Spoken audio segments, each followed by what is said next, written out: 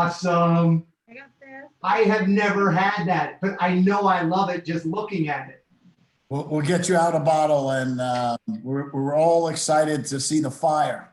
Oh, yeah. We're going to have some fun here. We're going to do one or two cool techniques that I think that you're going to have a blast with. And they're easy, but they're going to make you an awesome liquid chef, a rock star.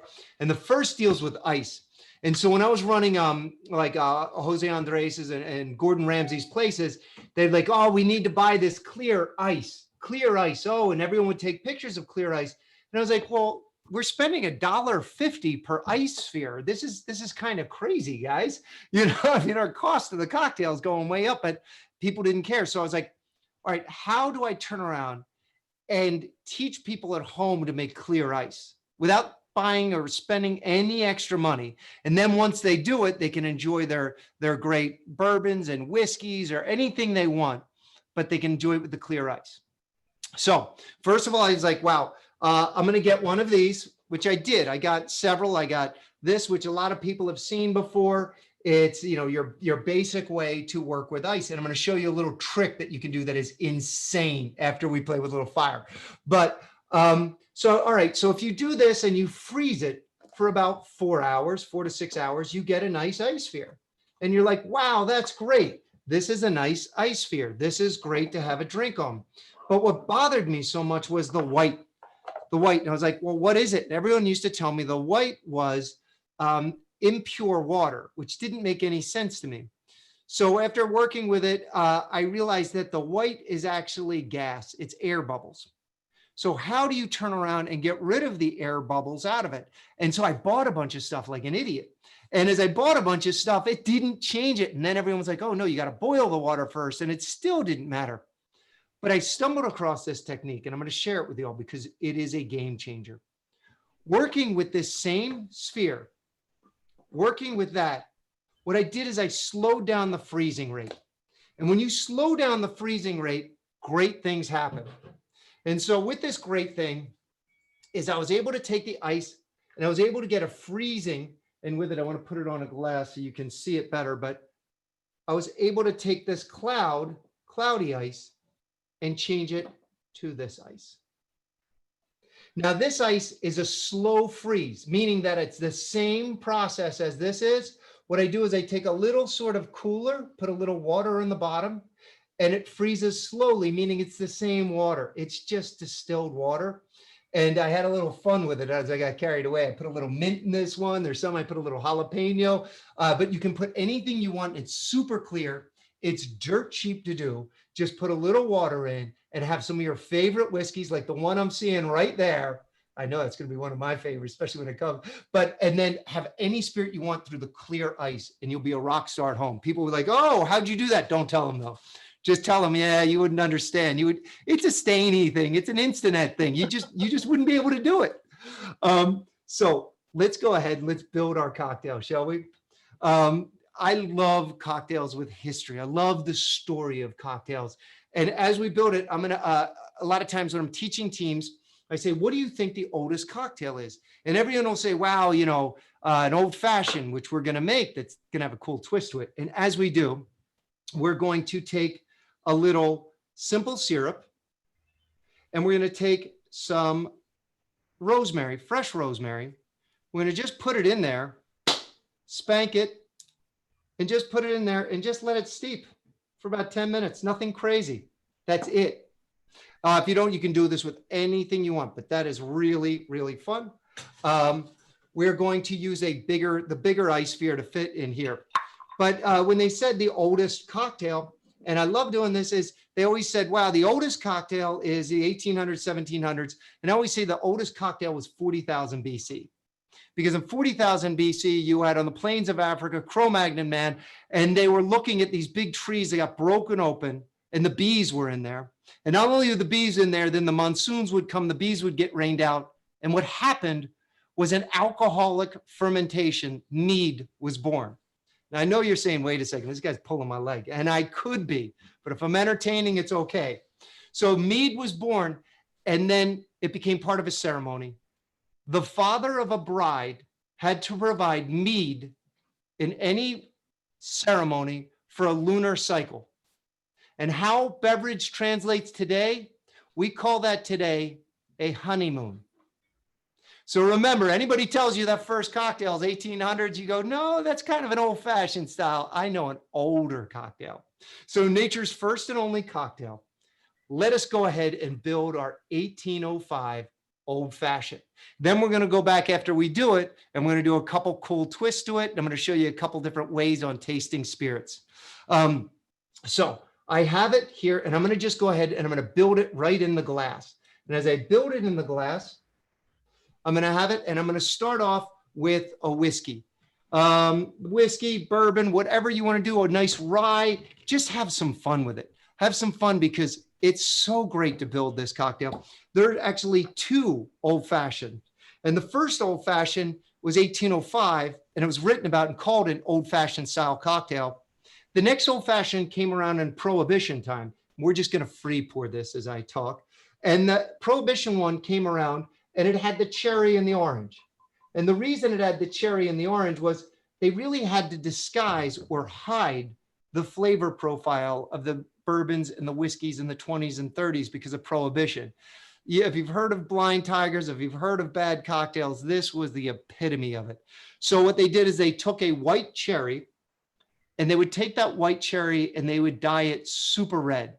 And then they would muddle it with an orange. So you'd never be able to know just what you're tasting. And they'd throw a lot of sugar in it, maybe a little club soda, and they'd say, boom, there's an old fashioned. And because of Prohibition, we kind of lost our way as far as cocktails. The 1805 old fashioned that we're making right now is what we call in the mixology world, the holy trinity of cocktails, meaning you have a great spirit, choose the bourbon that you absolutely love, the whiskey or the rye, choose the sweetener, if you will, and influence it, if you like, with a little bit of rosemary, if you will. And then finally, the bitters, something that adds depth and elegance and adds two flavors that normally wouldn't go together. So I'm going to put in a little old-fashioned bitters here, and I'm going to just go a couple drops over the top. And because I'm working with a large ice sphere, I'm not worried about the integrity of the cocktail, meaning that it's going to melt super slowly and it's going to be really delicious and wonderful, but it's not going to get watered down. It's not going to get, you've heard it all, bruised. And when they say, he's bruising that cocktail, it means he's adding a lot of water to it. It was big in the 50s when people started shaking cocktails thanks to James Bond. But so we have our bitters in. We're going to add depth to that cocktail. Next, we're going to add a little bit, about a half of an ounce of the rosemary simple syrup. Now, if you want to boil these and then drop the rosemary in, that's one way to do it. For me, we're going to do a little fun thing to this so that you're going to get a lot of rosemary. So I'm going to put in just about a half of an ounce into it. Half of an ounce is in. All right. So here comes a couple different ways to make you a rock star at home with our 1805 old fashioned. All right, Stany and Instinet, who's ready? Step one, we could just put the orange in, but we're too good for that. So we're going to take a little orange here. And we're going to take the fat peel. What I'm going to do is I can light it and express the oil over the top. But again, that's not rock star style. So what I might do is, it was so funny. Somebody just reminded me of it. Julia Child said that every woman needs a blowtorch in the kitchen. And I think every woman and man needs one. And once you see these cocktails, you'll say, yeah, I got to get one. So we're going to do a little kitchen torch. I'm going to turn it on. And instead of just expressing the orange, I told you it's going to be fun. Instead of just expressing the orange, we're going to light it up a little bit. We're going to caramelize the outside of the cocktail. And it would look like this. I'd put it over the top, and I would just start to kiss it. I told you it's going to be fun. And just by kissing it like this, you can see almost the sweat on top of it. And that's going to enhance a very simple cocktail and make us look just awesome. Now, told you this is going to be fun. I could drop it in. I could rub it on the outside. And if I'm rubbing it on the outside, I always want to use the orange portion The orange portion, it smells so good. The orange portion is that flavor. The white portion, the pith, is the bitterness. So I'd always rub it here. But again, this wouldn't be the STANY's 84th annual conference with Instinet. So let's have a little more fun. Let us go ahead and cut the orange again. And I have the orange cut here. I'm just going to express the oil over the top like this without lighting it. And expressed over the top. And I'm going to put it in.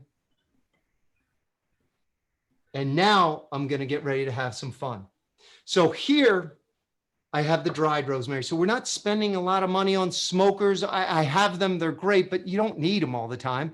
I just took my rosemary out of the garden. I dried it over the day. If you don't want to wait that long, put it in the oven for about 90 minutes at 200 and it'll dry beautifully. So I have my old fashioned here. I have my dried rosemary. And I have my very, very pretty tin here. And I'm going to just take a lighter. And my lighter, what I'm going to do is I'm going to light up and capture the smoke. We know that taste is 90% smell. So when I capture the smoke, I'm going to put it over the cocktail. Are we ready? Here we go. Abracadabra. And we are lighting this up. And as we light it up, we are going to capture that smoke.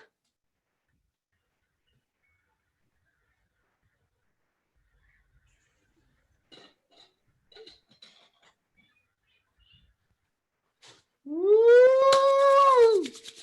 This is really fun. So now you just have it like this and it's just smoking. It's smoking the cocktail itself. I'm going to just rock it a little bit like this and I'm going to get ready to pull this off.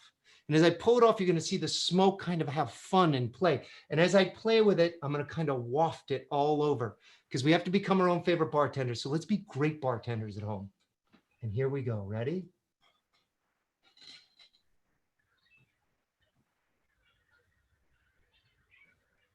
Oh, so that is a little old fashioned on fire, the Fintech cocktail, if you will. I am ready. I am ready. I am ready. Cheers to you. Cheers to me. Let's have a sip. Let's enjoy this rosemary on fire. I love that because you get the nose to it. You get the drama. For me, all cocktails have to have a sense of drama, have a sense of like theater to it. And so in the cocktail theater, you have the smoke, you have the fire, you have a great spirit, you have a great ice sphere to it. So you're doing something that's a little simple, but you're making it your own. You're making it exceptional. And you're making it Instinet, if you will. So let us sip one more time. And I want to teach you a couple more liquid chef or bar hacks. So, I see the fire. Yeah, I love it. Oh, that's awesome. That's awesome. Oh, a 10, boom, boom, boom. Oh, you guys are too kind. Too kind. But you have to try this at home. Try it with just one sprig of rosemary. You'll blow people away. Just make it look really hard. Just tell them, yeah, you wouldn't be able to do it. I just want to touch on a couple of things. We talked about the ice spheres. We talked about the 1805 old fashioned. How the name became an old fashioned didn't really happen until 1870. And the reason why was because in 1860, Jerry Thomas wrote a book about, I love the fire extinguisher. Oh my, that's awesome. Oh my God, that's great. He wrote a book about making cocktails, and all these bartenders all over America were making cocktails, and they were taking the old fashioned and they were throwing a whole bunch of different things in it. They were making this cocktail that people loved, and they were throwing, like today, you go to a bar, half the time I look at it, I'm like, I have no idea what's going in this drink. Wells writes for the New York Times, and he says cocktails are binary. They're either good or bad. So he felt that like in 1860 and 1870, the cocktails just weren't good. So in 1870, people started arguing at the bar saying, no, I want the old fashioned style of cocktail. And so for 15 cents, you would get a glass that was empty, some sugar and bitters. And then the bartender would go ahead and put the whiskey or bourbon or rye right in front of you. And there you could go ahead and make your own. For a 5-cent tip, he'd leave it there for quite a while. So those are the history and the story and the fun bit about the old fashioned and the things I love. I would love to touch on one more thing, which is the Kentucky Chew. So how we taste spirits is very different than how we taste wine. And I love wine, don't get me wrong, but how we taste it is very different. And so we're going to taste this together, and I'm going to go over the Kentucky Chew so that we all can have a little fun with this. Now, just so you know, I am Rob Floyd Entertainment on Instagram. I love to see your cocktails, but more importantly, I love to see what you find for whiskeys. It's been a big thing lately. My father-in-law and I, we run out and we go and we find these cool little whiskeys and we taste them just for, you know, scientific reasons and stuff, but we have fun and it's that experience in tasting. So if you find something, please take a picture and send it to me. Or if you have any questions, I answer everybody, I answer everything. So let's get to this Kentucky Chew. I don't want to run out of time. So I have my whiskey and I want to taste it, and I want to taste it as if I'm a master distiller. So as a master distiller, I'm going to pull down a big glass. Or you know what? I've got a glass right here. I don't even have to go that far. I'm going to do the Kentucky Chew with just a little tasting glass. And my Kentucky Chew, I'm going to pour maybe a little more than normal chew, but I'm going to pour so I can get a good taste. And so I'm going to, first of all, put my nose above it. And anytime you're going to put your nose above it, you're going to get that white oak to it. You're going to get that almost caramel notes to it. You're going to get a little vanilla to it. And I'm going to just put my mouth open and my nose over it and just breathe through my mouth. And I love my job. I do this for a living. It's crazy, but it's so much fun. So I know that this is great orange notes. It's great spice to it. But now my taste, I'm going to do 2 separate tastes with the Kentucky Chew. I'm going to do a quick sip. And then I'm going to do a little bit longer of a sip and let it rest on the palate. So the quick sip is to get ready because it's a higher proof. And I take a little air with it. It makes you look a little ridiculous, but that's okay. You're drinking the good whiskey. So we're going to do it one more time. And we're going to let it sit on the palate. So that way your whole palate kind of almost gets the flavor. And when it crosses your whole palate, this is where the word chew comes in. You're actually going to look like you're chewing. So let us go to it. Let us take a little sip. Let us chew our whiskey in the Kentucky Chew.